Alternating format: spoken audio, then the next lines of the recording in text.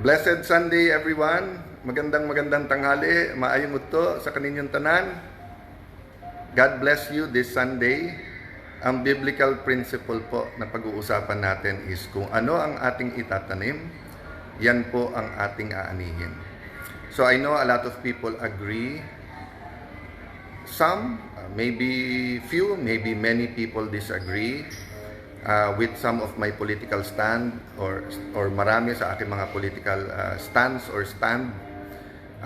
Ang importante po, nagkakaisa tayo sa direksyon ng ating bansa. Una, sa pananampalataya sa Diyos. Pangalawa, sa pagserbisyo sa ating mga kababayan. And always remembering that whatever we do now, aanihin po to natin, pero aanihin po talaga to ng next generation. No? So siguro ba before 2 o'clock po, I'll have a longer broadcast. Actually, I'm testing. I treated myself to a new microphone kasi pagka ganito yung style kong mag-vlog. Maganda kasi dahil nababati ko kayo. Leia Okada from Japan. Yan. Ano po ang sasabihin nyo pag nakakita kayo ng magandang Japanese in the afternoon sa Japan? Ano po sasabihin nyo? Sabihin nyo, magandang hapon. Yan. Magandang hapon po. Yan. So, Miss Okada, hello. Dudley Sapar, Crisel Dodor, Leia, hello dyan sa Japan. Oh, from California, Kathy Rabaya. So guys, ito yung mic. Trinit ko sarili ko para meron, wala nang umangal sa sound. Tinetest ko ngayon. I'll probably just have my coffee, reviewing. Mabigat kasi yung pag-uusapan bukas, yung supina sa Anti-Money Laundering Council, yung records nila, doon po sa BIR, at saka doon din po sa bank accounts ng mga banking institutions, so mga bangko. And napaka-importante nito. And in public naman to, nagkaroon naman ng oral arguments, no? But I'll also be addressing yung concerns ni Chief Prosecutor or Chief Persecutor Ping Lacson, kasi trabaho na daw niya po ngayon na habulin ng mga senador. So bagay hindi to po bago yung sinabi niya kanina, kasi ginawa niya na to kay Chis Escudero, ginawa na kay Joel Villanueva, ginawa na kay Jinggoy Estrada, ginawa na kay Senator Marcoleta, ginawa niya to kay Erwin Tulfo, except that kumampi ka agad sa kanya. So, maybe 1 or 2 more. So, pang 6 or 7 na ako, 6-7 na ako sa mga tina-target ni Senator Lacson. So, pag-usapan natin mamaya yan in a very calm, in a very professional matter. Ma-assure ko rin po kayo na walang ghost project sa Taguig. To the best of our knowledge, ilang beses na nag-inspect. Having said that po, kaya ko sinabing ko anong itatanim, yan ang aanihin. Kahit anong isip ko po hindi pwedeng manahimik sa nangyayari sa ating bansa.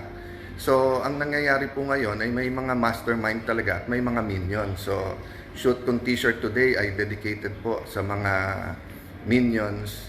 Alam niyo naman ang pangalan ng mga minions, di ba? Pero etong isa, ito, yan. Yung minion na yan, pangalan yan ay Melvin. So, shout out sa iyo ngayong Sunday na to, Melvin the Minion. Marami naman yan So, let's talk about, kasi sabi na, relax lang, cool lang. So, sige, pag-usapan natin mga sinabi ni Senator Lacson, pero sayang oras if it's going to be about him or me or yung dispute namin. But if it's going to be about a path towards finding the whole truth, ano ang forma ng flood control? Saan siya natigil at bakit na-question yung integrity niya? Hindi po ako ang nag-question ng integrity niya. Buong bayan ang nag-question ng integrity nung tumigil siya mag-imbestiga nung pagdating na doon sa Bersamin files. Diba? Maraming pag-uusapan dyan. Marami pang ibang ebidensya na pwedeng sundin. No? Ang point ko lang guys, hindi to entertainment na debate o dalawang senador na nagbabangayan. Nagtimpi din po ako hindi magsalita. Grabe po ang ginawa niya kay Senator Marcoleta. Tapos nung nakulong na, panay kutya pa, panay pa ang tweet ba ginagamit niya or whatever, na kung ano pang sinasabi sa health niya at makulong, etc. And the irony is, it's because of campaign donations. Alam ko rin naman saan nanggagaling yung campaign donations ni Senator Lacson, di ba? So, napakabigat po para sa akin na kasi while I was preparing fixing itong mic na to, tinitignan ko kung plug and play lang to. May lumapit sa akin, tapos sabi sa akin, "Sir, support, tuloy kayo, tulungan." Sir, totoo ba yung away niyo mga senador? Sabi ko, kita nyo, kinukulong na nga yung iba eh. Sabi, oo nga sir, pero parang, so I realized that to many people, this belief, di ba, na ganyan na ang nangyayari. Kahit po kami sa Senado, kasi although si Senator Lacson may history to do that, ginanon din niya yung former Senate President Villar, basta't nakaaway niya, ganyan yung kanyang word niya, hindi ko word down. That's how he melts down, di ba? By trying to destroy his enemies, ikulong. But guys, konting patience din kay Senator Lacson kasi one, may amo eh. Ginagawa lang niya yung sinasabi ng amo para pag ginipit ako, ang pagbibintangan siya, hindi yung administrasyon, di ba? Kasi ang importante naman sa kanila, yung boto naman talaga dito sa impeachment, tapos yung chacha or charter change. So I'll tell you more later. What's important po is siguro mga before 2 o'clock siguro po, no? Let me just have coffee, baka mag-lunch. And then let me gather my thoughts. Nag-aaral din ako for tomorrow and Tuesday. And so okay naman po yung sound. So from Jeddah, Saudi Arabia, Miss Zarincia Tobon, Rose Casar, Laban for Future Generations. Dun sa mga bata, lalo po yung mga 12 to 16, tapos yung mga 15, 16 to 20, tapos yung 20 to 25. I know this is the most idealistic, exciting, curious, cautious, sometimes painful, depende sa sitwasyon nyo sa buhay, sa school. But this is also the time where kung anong gawin namin, kayo talaga maapektuhan eh. So yung buhay natin ngayon ay dahil may mga umabuso ng 70s, 80s, pero may lumaban din at naging bayani. Diba? So, it's not about becoming a hero, but it's about fighting for your future. So, konting patience sa amin. That's why it's hard for me to debate with people who are in their 70s kasi nakita na nila yung resulta ng mga pagkaganyan na sisip-sip ka sa admin, you sweep things under the rug, tapos grabe na yung sitwasyon. Except, yung, di ba meron Boy That Cried Wolf na kaya lang nabubuko siya. Yung ibang politiko kasi, pag tingin nila, sila nasusunod na presidente o napapangakuan sila, biglang nagkakaroon ng blindside, biglang hindi na nakikita yung mali ng amo nila kasi tingin nila. So, doon nabuo yung Marcos na rin movement, di ba? So, yung Marcos pa rin, yan yung mga dating loyalist. Yung Marcos na rin, yung lahat nung pigilan natin si VP Sara kasi ang taas sa survey, baka hindi natin matalo yan. So, sabi, paano yun? Sobrang daming corruption during this administration. Hindi, tayo naman ang papalit eh.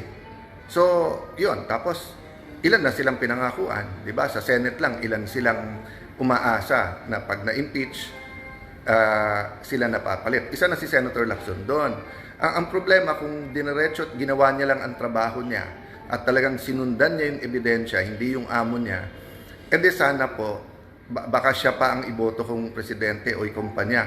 Mag-iipon pa ako, 'di ba? It's not too late, 'di ba? It's not too late. Bakit? Sa sobrang dami niyang alam, he can still tell people the whole truth. Ilan po throughout history na may mga record din, maaring hindi perfect yung record, maaring masama nga record, may mga iba nga criminal, pero nung naging state witness or naging yung binukas yung loob, sinabi yung buong katotohanan, in-embrace at minahal din. So, let's hate the sin but not the sinner. So, don't hate Senator Lacson but hate what he's doing now. Meron pa rin sa loob niya who wants to tell the truth, but yun nga, ang tingin niya kasi, pag sinabi yung the whole truth, ang makikinabang yung Vice President. So, I will follow my oath and be fair. Justice ang gagawin po natin sa impeachment. Having said that, hindi pwedeng manahimik sa overall na nangyayari sa ating bansa kasi dikit-dikit naman ito. So far okay yung mic, guys. Marivic Kapulungan. Thank you po for prayers for divine protection. We really have to rely completely on the Lord. No? From Texas, USA, Annalisa Bael. Yan. Jessel Soliman. So, God bless you guys. So, mamaya, isa-isahin po natin yung mga issues. God bless you po.